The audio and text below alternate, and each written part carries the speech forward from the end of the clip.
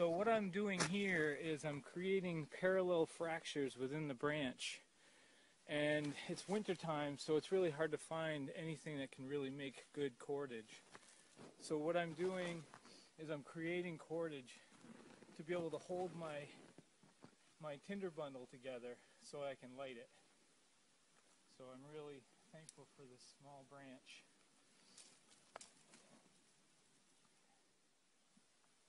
So now I've got my cordage. I've got something that I can wrap around it and maybe even tie a knot to really hold it together. But I really don't need something really strong because I'm just using it to be able to keep this from spreading out. A lot of times when people are making a fire, their tinder spreads out or their kindling spreads out. And when that happens, it doesn't have the fuel that it needs to keep going. It's one of the most common mistakes. So what we're doing here is we're creating a way of being able to wrap this, and we're wrapping our really fine material inside the bottom.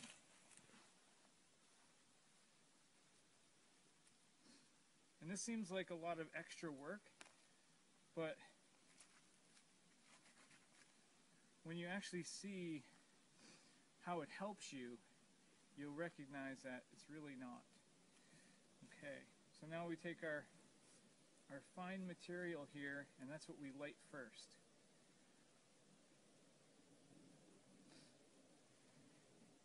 So this is not an emergency bundle. This is just a bundle that I want to get a quick fire going.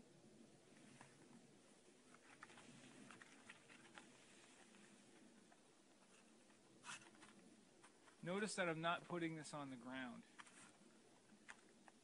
If I light a match like this and I put pressure sideways on the wood, especially if I'm in an adrenalated state, it's likely that match is going to break. So what I do is I actually put my finger in line with the wood and the strongest part of the wood. So I'm in alignment with the fibers, and then what I'll do is I'll push and light. I also have a way to be able to cup it. So I can cup it and I can use the wood from the match to be able to light. So what I'm going to do is I'm going to set this here. This is going to start burning. I'm going to put my matches away.